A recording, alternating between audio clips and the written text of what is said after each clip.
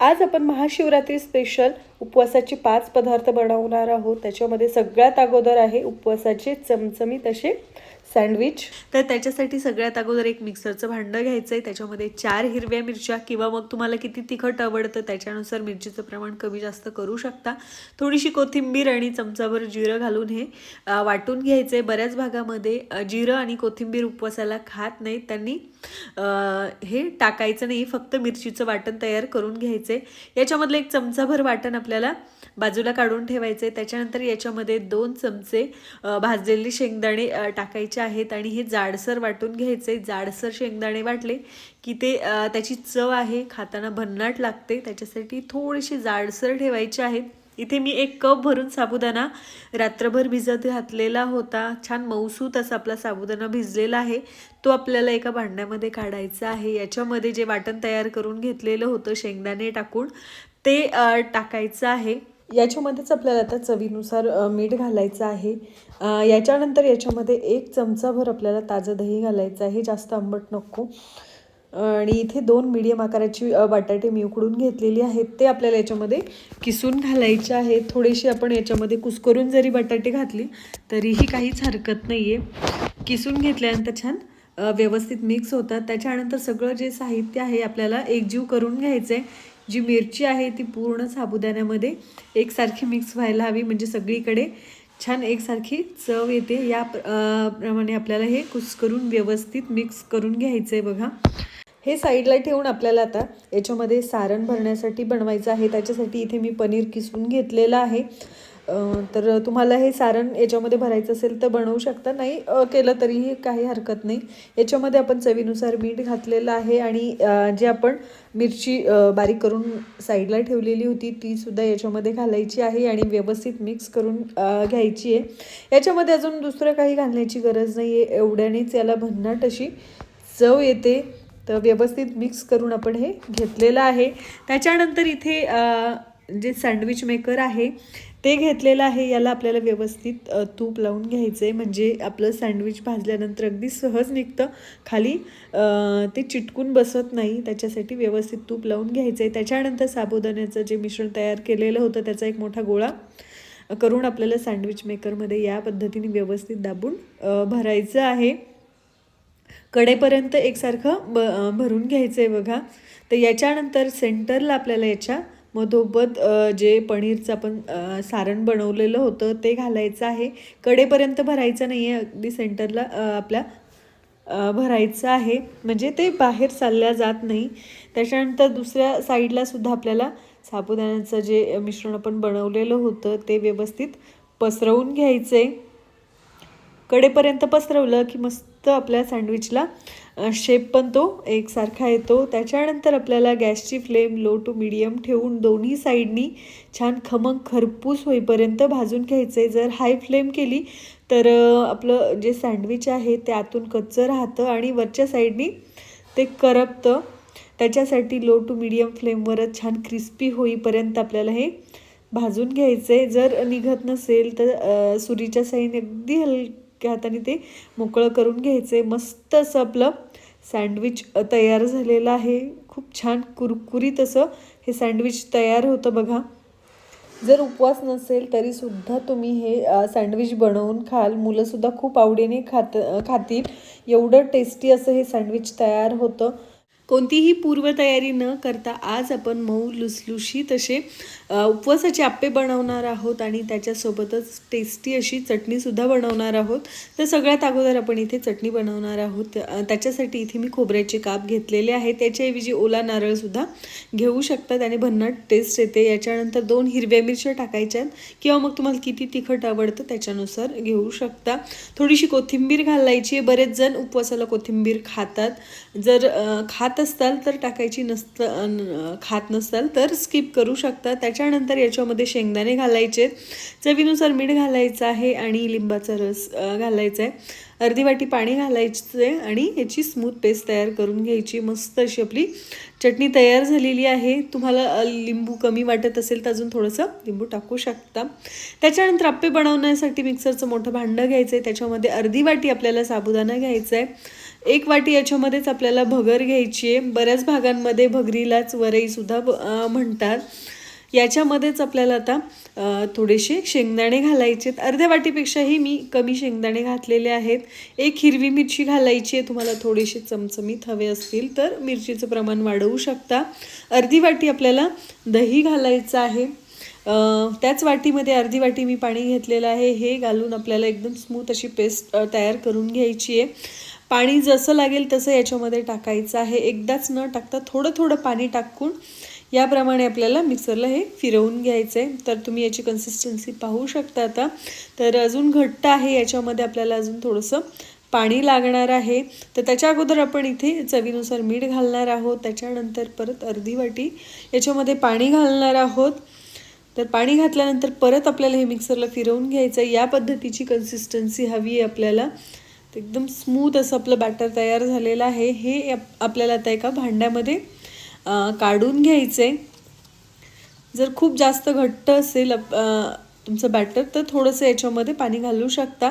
त्याच्यानंतर अर्धा चमचा आपल्याला याच्यामध्ये सोडा घालायचा आहे. सोडा खात नसाल तर इनो घालू शकता. याच्यावर एक अर्धा चमचा पाणी घालून व्यवस्थित मिक्स करून घ्यायचे. जसं मिक्स कराल तसं आपलं पीठ आहे ते हलकं होतं. एकदम मोकळं आपलं पीठ होतं. तर तुम्ही पाहू शकता पीठ खूप हलकं झालेलं आहे आणि फुललेलं सुद्धा आहे. तर हे करत असतानाच गॅसवर आपण अप्पे पॅन गरम करायला ठेवलेलं आहे. त्याच्यामध्ये आपल्याला थोडं थोडं तूप टाकायचं आहे किंवा व्यवस्थित तूप लावून घ्यायचे. अप्पे पॅन आपलं गरम झालं की याच्यामध्ये आपल्याला बॅटर टाकायचं आहे. तर सगळ्या कॅव्हिटीज आहेत त्या भरून घ्यायच्या. आपल्याला खूप जास्त प्रमाणात भरायचं नाही आहे कारण हे अप्पे फुलणारसुद्धा आहेत. फुलून ते दुप्पट होतात. तर एक झाकण ठेवून आपल्याला मीडियम फ्लेमवर हे वाफवून घ्यायचे. तर एक साईड भाजलेली आहे बघा. पूर्ण कोरडे झालेले आहेत अप्पे. वरची साईड पूर्णपणे कोरडी झाल्यानंतरच आपल्याला अप्पे पलटून घ्यायचे आहेत. तर दुसऱ्या साईडनी सुद्धा आपल्याला हे अप्पे आहेत ते भाजून घ्यायचे. खूप जास्त वेळ नाही लागत दुसरी साईड भाजण्यासाठी. 1-2 मिनटामध्ये हे भाजून जातात. तर मस्त असे आपले अप्पे तयार झालेले आहेत. बनवायलाही झटपट आहेत आणि खायलाही खूप टेस्टी लागतात. तर याच पद्धतीने मी सगळे अप्पे तयार करून घेतलेले आहेत. तर तुम्ही ते पाहू शकता किती मऊ लुसलुशीत असे आपले अप्पे तयार झालेले आहेत आणि जाळीसुद्धा खूप छान पडलेली आहे. हे अप्पे तुम्ही चटणीसोबत किंवा दह्यासोबतसुद्धा सर्व करू शकता.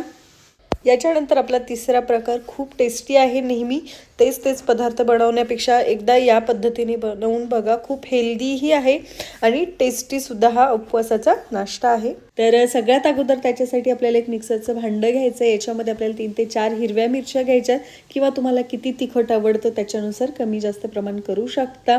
थोडीशी कोथिंबीर टाकायची. बऱ्याच भागामध्ये कोथिंबीर उपवासाला खातात आणि काही भागांमध्ये खात नाहीत.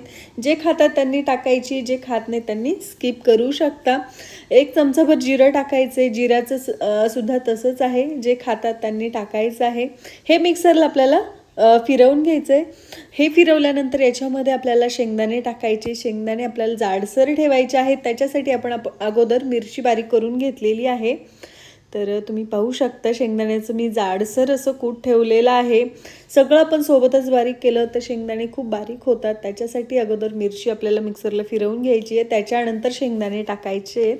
तर इथे मी जो बारीक साबुदाणा असतो तो घेतलेला आहे. हा फार लवकर भिजतो. अर्धा ते 1 तासामध्ये हा साबुदाणा चांगला भिजतो. तर मी एक अर्ध्या तासासाठी हा साबुदाणा भिजत घातलेला होता. एकदम छान मऊसूत भिजलेला आहे. तुम्हाला हा वापरायचा नसेल साबुदाणा तर तुम्ही जो मोठ्या आकारातला साबुदाणा असतो तो सुद्धा भिजवून घेऊ शकता. त्याच्यानंतर एक मोठ्या आकाराचं रताळं मी उकडून घेतलेलं आहे. याचं साल काढलेलं आहे. तर याच्यामध्ये आपण रताळे टाकणार आहोत. रताळे मी याप्रमाणे स्मॅश करून टाकते. तुम्ही किसून सुद्धा याच्यामध्ये रताळं घालू शकता.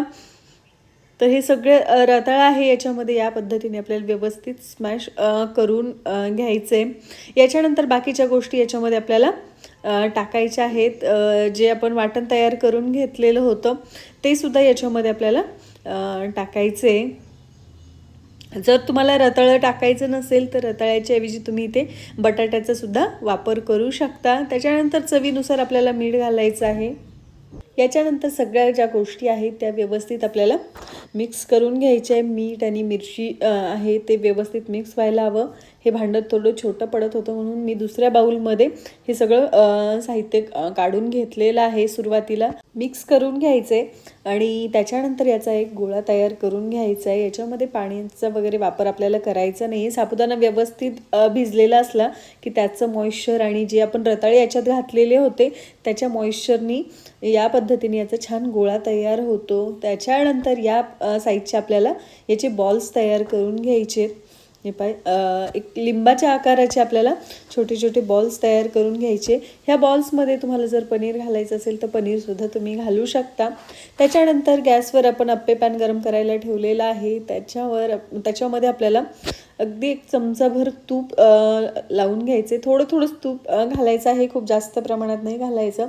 जे बॉल्स बनवलेले आहेत ते याच्यामध्ये ठेवायचे आहेत आणि त्याच्या साईड्स बदलून हे आपल्याला भाजून घ्यायचे. ते याच्यावर झाकण ठेवायचे म्हणजे सगळ्या साईडनी व्यवस्थित आपले जे बॉल्स आहेत ते वाफल्या जातात आणि छान भाजल्या जातात. आतपर्यंत ते छान शिजतात. त्याच्यासाठी याच्यावर एक झाकण ठेवायचे. गरज वाटल्यास थोडंसं तूप याला लावू शकता. तर तुम्ही पाहू शकता जे बॉल्स आहेत ते छान भाजलेले आहेत. जे सेंटरचे बॉल आहेत ते लवकर भाजतात, त्याच्यामुळे ते काढून बाकीचेही आपल्याला या पद्धतीने बॉल्स भाजून घ्यायचे. तर सगळे बॉल्स तयार झालेले आहेत. मस्त कुरकुरीत होतात. बाहेरच्या साईडनी छान क्रिस्पी होतात आणि आतून मऊ होतात. खायला खूप टेस्टी लागतात, झटपट होतात आणि खूप हेल्दी रेसिपी आहे. आज आपण इथे 2 प्रकारच्या खमंग खुसखुशीत अशी चिक्की बनवणार आहोत. मार्केटपेक्षाही खुसखुशीत आणि चविष्ट घरच्या घरी आपली चिक्की तयार होते. तर गूळ वापरून चिक्की कशी बनवायची आणि साखर वापरून चिक्की कशी बनवायची, दोन्हीही प्रकार इथे मी दाखवलेले आहेत. आणि परफेक्टच चिक्की येण्यासाठी बऱ्याच टिप्ससुद्धा इथे सांगितलेल्या आहेत, त्याच्यामुळे व्हिडिओ शेवटपर्यंत बघा. तर इथे मी 1 वाटी शेंगदाणे छान भाजून त्याचं साल काढून घेतलेलं आहे. आपण असे शेंगदाणे तयार करून ठेवले की कधीही आपण झटपट चिक्की तयार करू शकतो. खूप पटकन होते. तर एखाद्या घरातल्या एखादी वाटी किंवा मग एखाद्या कपाचं माप सेट करायचं आहे म्हणजे आपल्याला गूळ किती घ्यायचा त्याचं प्रमाण बरोबर कळेल. तर सुरुवातीला आपण गुळाची चिक्की बनवतोय. तर सुरुवातीला मी दुसऱ्या एका बाउलमध्ये हे शेंगदाणे टाकलेले आहेत आणि याप्रमाणे आपल्याला हलक्या हाताने ठेचून घ्यायचं आहे म्हणजे शेंगदाण्याच्या ज्या पाकळ्या आहेत त्या सेपरेट होतात. त्याचं बारीक कूट वगैरे करायचं नाही आहे, फक्त याच्या पाकळ्या आहेत त्या सेपरेट करायच्या आहेत. तर ज्या वाटीने आपण शेंगदाणे मोजून घेतलेले होते त्याच वाटीने बारीक चिरून इथे आपण गूळ घेतलेला आहे. वाटीला अगदी थोडासा कमी आहे. त्याच्यानंतर जी तयारी करून घ्यायची आहे ती म्हणजे एखादं प्लास्टिक शीट किंवा मग पोळपाटाला तुम्ही तूप लावून घेऊ शकता किंवा बटर पेपर घेऊ शकता. पण त्याला व्यवस्थित आपल्याला तूप लावून घ्यायचे. नंतर वेळ भेटत नाही, चिक्की फार पटकन सेट होते, त्याच्यासाठी ही सगळी तयारी आहे आपल्याला ती अगोदरच करून घ्यावी लागते. तर मी इथे एक प्लास्टिक शीट घेतलेला आहे. माझा बटर पेपर संपलेला होता. शक्यतो बटर पेपरवर किंवा पोळपाटावर तुम्ही घेऊ शकता. पोळपाटावर केल्यानंतर कधी कधी काय होतं ती जास्त खाली चिटकते, पटकन निघत नाही. त्याच्यासाठी प्लास्टिक शीट किंवा मग बटर पेपर घेऊ शकता. तर त्याला व्यवस्थित तूप लावून साईडला ठेवायचं आहे. त्याच्यानंतर आपण इथे गॅसवर कढई ठेवलेली आहे. त्याच्यामध्ये आपल्याला एक चमचाभर तूप घालायचं आहे आणि त्याच्यामध्येच आपण जो गूळ बारीक चिरून घेतलेला होता तोही घालायचा आहे. आणि गुळामध्ये आपल्याला एक चमचाभर पाणी घालायचं आहे. याच्यापेक्षा जास्त पाणी घालायचं नाही आहे. पाणी टाकल्यामुळे आपला गूळ आहे तो लवकर वितळतो, फक्त त्याच्यासाठी आपण याच्यामध्ये पाणी घातलेलं आहे बघा. त्याच्यानंतर आपण गॅसची फ्लेम लो टू मीडियमच ठेवायची आहे आणि गूळ पूर्णपणे वितळवून घ्यायचा आहे. जर तुम्ही हाय फ्लेम केली तर गूळ खाली जळू शकतो आणि सतत हलवत राहायचं आहे. सुरुवातीला गूळ जोपर्यंत वितळत नाही तोपर्यंत थोडीशी फ्लेम गॅसची वाढवू शकता, पण सतत हलवत राहायचं आहे. आपला गूळ आहे तो पूर्णपणे आता वितळलेला आहे. तर याच्यानंतर सतत हलवत राहायचं आहे. गॅसची फ्लेम मीडियम ठेवायची आहे. तर 1-2 मिनिटानंतर तुम्ही पाहू शकता आपल्या गुळावर आहे ते छान बबल्स तयार झालेले आहे. याच्यानंतर चिक्कीसाठी आपला गूळ तयार झाला आहे की नाही ते चेक करायचं आहे. त्याच्यासाठी एका वाटीमध्ये पाणी घ्यायचे. पाण्यामध्ये टाकलेला जो गूळ आहे तो छान कडक झाला आहे का नाही ते चेक करायचे. तर तुम्ही पाहू शकता अजून मऊ आहे गूळ, म्हणजे आपला चिक्कीसाठी गूळ तयार झालेला नाही आहे, तो परत टाकायचा आहे आणि अजून थोड्या वेळासाठी आपल्याला हा गूळ होऊ द्यायचा आहे. तर मी परत 2 मिनिटानंतर चेक करते. पाणी थंडच घ्यायचं आहे, म्हणजे पाण्यामध्ये जो टाकलेला गूळ आहे तो पटकन थंड होतो. तर थंड झाला की ते चेक करायचं आहे. छान क्रंची झालेला आहे बघा, पटकन तुटतोय असा गूळ तयार झाला म्हणजे समजायचं आपल्या चिक्कीसाठी गूळ आहे तो तयार झालेला आहे. असा कुरकुरीत गूळ तयार झाला नाही तर आपली चिक्की आहे ती खाताना दातामध्ये चिटकते आणि चिवी होते. तर याच्यानंतर पटकन आपल्याला गॅस बंद करून द्यायचा आहे, नाही तर आपली चाचणी पुढे जाऊ शकते किंवा गूळ खाली करपू शकतो. त्याच्यानंतर 1/4 चमचा याच्यामध्ये आपल्याला सोडा घालायचा आहे आणि तो मिक्स करून घ्यायचा आहे. सोडा घातल्यामुळे याचा रंग बदलतो बघा आणि आपली चिक्की आहे ती छान कुरकुरीत आणि खमंग खुसखुशीत होते. तर हे मिक्स केल्यानंतर आपल्याला याच्यामध्ये शेंगदाणे घालायचे आहेत आणि शेंगदाणे पटकन व्यवस्थित मिक्स करून घ्यायचे. तर जसे मिक्स करू आपण तसं थोडंसं मिक्स करायला जड जातं, पण सगळ्या शेंगदाण्याला व्यवस्थित आपल्याला गूळ लावून घ्यायचं आहे. तर एकसारखं आपल्याला मिक्स करून घ्यायचं आहे म्हणजे सगळीकडे आपली चिक्की एकसारखी गोड होते. याच्यानंतर लगेच आपल्याला जे चिक्कीचं मिक्स आहे ते आपल्याला पेपरवर टाकायचं आहे आणि याप्रमाणे पसरवून घ्यायची. हाताला खूप जास्त गरम लागतं, तर एखाद्या वाटीने पण तुम्ही दाबू शकता किंवा लाटण्याने हे याप्रमाणे पसरवून घेऊ शकता. असं नाही केलं तर ती खूप पटकन सेट होते आणि आपल्याला पसरवता येत नाही, तशीच कडक होऊन जाते. तर आपल्याला जेवढी पातळ लेअर हवी त्याप्रमाणे पातळ करून घ्यायची आणि मी आकार देताना चौकोनी आकार दिलेला आहे, म्हणजे आपली जी चिक्की आहे ती छान कट केल्यावर चौकोनी आकारामध्ये होते. तर ही हलकी गरम आहे तोपर्यंतच याप्रमाणे आपल्याला याला कट्स लावून घ्यायचे, म्हणजे त्या आकारामध्ये आपल्याला कट करता येते. आपण असे कट्स लावून नाही घेतले तर आपली चिक्की नंतर कट होत नाही, अशी ती कडक होऊन जाते. त्याच्यामुळे गरम असतानाच मी 2-2 बोटांच्या अंतरावर याप्रमाणे चौकोनी आकारामध्ये कट करून घेतलेली आहे. तुम्हाला मोठे पीस हवे असतील तर मोठ्या आकारामध्ये तुम्ही कट करू शकता किंवा वेगळ्या आकारात कट करायची असेल तर वेगळ्या आकारात, पण गरम असतानाच आपल्याला याप्रमाणे याला कट्स लावून घ्यायचे. आणि चिक्की आपली पूर्णपणे थंड झाल्यानंतरच ती अनमोल्ड करायची आहे बघा. आता चिक्की बऱ्यापैकी थंड झालेली आहे. जर थंड झालेली नसेल तर याप्रमाणे खेचल्या जाते बघा, साईडची लेअर ती थोडीशी खेचल्या जाते आणि पूर्ण थंड झाली की याप्रमाणे अगदी सहज ती चिक्की आहे ती तुटते आणि खूप छान क्रंची होते. मी तुम्हाला इथे एक तोडून दाखवते किती छान खुसखुशीत आणि क्रंची आपली चिक्की तयार झालेली आहे बघा. मार्केटमध्ये असते त्याच्यापेक्षाही चविष्ट आणि छान क्रंची आपली चिक्की घरच्या घरी तयार होते. याच्यानंतर आपण साखर वापरून ड्रायफ्रूटची चिक्की बनवणार आहोत. ड्रायफ्रूटच्या ऐवजी इथे तुम्ही शेंगदाणे सुद्धा घेऊ शकता. तर 1 वाटीभर मी इथे ड्रायफ्रूट्स घेतलेले आहे, बारीक न चिरता फक्त 2-2 पार्ट्स केलेले आहेत. इथे काजू, बदाम आणि काही सूर्यफुलाच्या बिया घेतलेल्या आहेत. 1 चमचाभर तूप कढईमध्ये घालून आपल्याला हे सगळे ड्रायफ्रूट्स आहेत ते आपल्याला हलकेसे भाजून घ्यायचे, म्हणजे चिक्कीची चव आहे ती अजून छान येते. हे भाजले की सगळ्यात शेवटी याच्यामध्ये खोबऱ्याचे काप घालायचे आहेत. सुरुवातीलाच खोबऱ्याचे काप जर घातले तर ते जास्त भाजल्या जातात आणि ते चवीला एवढे छान नाही लागत, त्याच्यामुळे खूप जास्त नाही भाजायचे. तर हे भाजल्यानंतर आपल्याला एका प्लेटमध्ये काढून साईडला ठेवायचे. त्याच्यानंतर त्याच कढईमध्ये परत 1 चमचाभर आपल्याला तूप घालायचं आहे आणि ज्या वाटीने आपण इथे ड्रायफ्रूट्स मोजून घेतलेले होते त्याच वाटीने अर्धी वाटी साखर वापरायची आहे.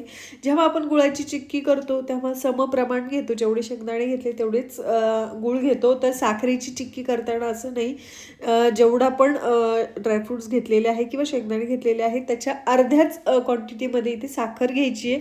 तर अर्धी वाटीत साखर आपण घेतलेली आहे. तर याच्यामध्ये आपल्याला पाणी वगैरे अजिबात काही घालायचं नाही आहे, डायरेक्टली तशीच आपल्याला साखर आहे ती वितळवून घ्यायची आहे. आता पाहू शकता साखर आपली पूर्णपणे वितळलेली आहे आणि त्याला रंग छान गुळासारखा आलेला आहे, मस्त कॅरमलाइज झालेली आहे. इथे आपल्याला साखरेचा पाक वगैरे काहीही करण्याची गरज नाही आहे, फक्त साखर वितळली की आपली चिक्कीसाठी साखर तयार होऊन जाते. तर याच्यामध्ये लगेच आपल्याला जे ड्रायफ्रूट्स आहेत ते घालायचे, व्यवस्थित मिक्स करून घ्यायचे. याच्यानंतर गॅसची फ्लेम आपण बंद केलेली आहे. हे व्यवस्थित मिक्स झालं की लगेचच आपण जो पेपर तयार करून घेतलेला होता त्याच्यावर हे घालायचं आहे. शक्यतो साखरेची जी चिक्की आहे ती केल्यानंतर ती पोळपाटावर सेट करा किंवा मग एखाद्या बटर पेपरवर सेट करा, कारण प्लास्टिक शीटवरती खाली चिटकण्याची शक्यता असते. साखरेची चिक्की आहे ती खूप जास्त गरम असते. तर ही पसरवून घ्यायची आहे. त्याच्यानंतर त्याच्यावर पिस्ता मी टाकलेला आहे. आणि याच्यानंतर लाटण्याच्या साह्याने ती लाटून घ्यायची आहे, म्हणजे पिस्ता आहे तो व्यवस्थित याच्यावर चिटकतो. जेवढी पातळ हवी आहे तेवढी करायची आहे आणि हलकी गरम असतानाच आपल्याला याप्रमाणे कट करून घ्यायची आहे, जशी आपण गुळाची चिक्की तयार केली होती त्याचप्रमाणे. आणि पूर्णपणे थंड झाल्यानंतरच ही अनमोल्ड करायची आहे. तर चिक्की तुम्ही पाहू शकता पूर्णपणे थंड झालेली आहे, खूप छान कुरकुरीत झालेली आहे. तर जी साखरेची चिक्की आहे बघा, दिसायला किती सुंदर दिसते, एकदम ट्रान्सपरंट आणि तेवढीच खुसखुशीत आपली साखरेची चिक्कीसुद्धा झालेली आहे बघा. सहज तुटती आहे, मस्त अशी आपल्या दोन्ही प्रकारच्या चिक्क्या तयार झालेल्या.